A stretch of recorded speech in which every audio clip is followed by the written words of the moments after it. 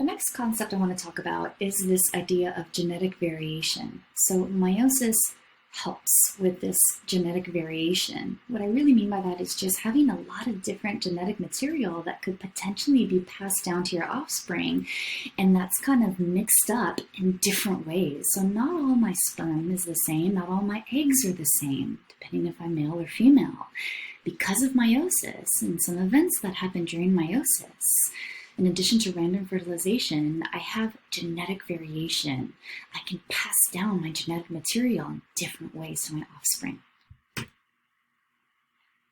So for simplicity, it looks like I have some genetic material that's colored in blue from the paternal grandfather and some red genetic material from the paternal grandmother. Let's say for all states and purposes, half came from my dad's grandfather, half came from my dad's grandmother.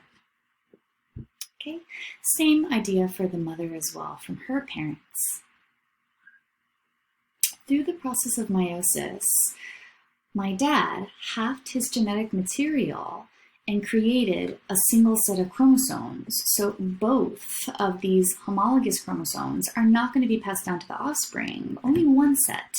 But it's not so simple as saying, okay, only the blue set gets passed down or only the red set gets passed down. Because of events during meiosis, it's actually kind of a combination of those homologous chromosomes, a combination of that genetic material that ends up getting passed down to the offspring.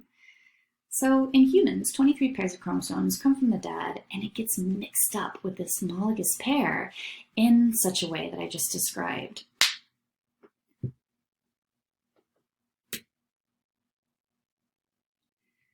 So this mixing up of the genetic material happens during meiosis.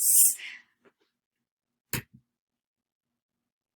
next generation gets one chromosome from each parent. So similar to what's going on here, where we recombined those homologous pairs, so did the mother. And then their single set combines with the father's single set in order to make a diploid organism, you. Appreciate that your homologous pairs doesn't mean that you got exactly the same homologous pair from your father and exactly the same from your mother. You actually got a little bit of combination. So both genes from both pairs at the same time. And there's no new genetic material here. Appreciate that there's blue and red from the father. There's no additional colors, no additional genes got added there during that process. The same as where that aqua yellow from the mother, no additional colors or genetic material got added in that process as well. Meiosis helps with recombining these genes to increase genetic diversity. And this also has to do with the fact that you are not replicas of your siblings. You're not clones of your siblings. You're different, very similar in that you're going to hold very similar genetic material, but you are different through this idea of genetic variation. Let's talk about that. One of the processes that helps with genetic variation during meiosis is independent assortment. Independent assortment occurs during Metaphase 1. Simply what independent assortment means is the aligning on the metaphyseal plate. So the aligning of the homologous chromosomes. How are they going to pair up during Metaphase 1? Because how they align on the plate is how they're going to get split ultimately at the end of meiosis 1. So this is really just chance, a matter of chance as far as how they align. Here are two different, very real possibilities of how we can see that. So this is metaphase. I have my homologous chromosomes being lined up. Crossing over is not being shown here for simplicity purposes. So here's the red lining up with the blue, and it looks like the red, these two different chromosomes here, are aligning with their pair, red on the right, blue on the left. And then they split to opposite poles, as we see here in this step. And it looks like we can have these different combinations at the end of meiosis 2 when the sister chromatids finally separate. Okay, these are possible gametes. This scenario, the second scenario, looks like I do have the red chromosome lining up on the right side. That's true, but it looks like in the second homologous pairs, the red did not choose to line up on the same side as that other red one. It looks like it chose to line up on the left side along with its pair, the blue one. It kind of switched there.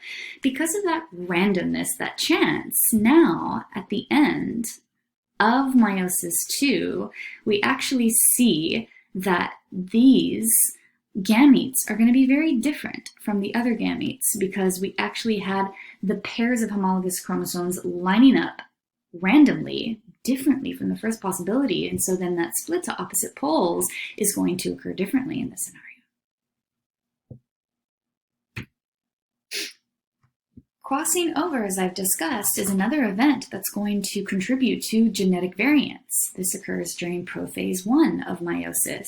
Here's another image showing us that event where homologous pairs of chromosomes pair up along each other. They find their partner, and they like to be side by their partner during prophase 1. And they say, hey, let's exchange some genetic material. You swap this, I swap that.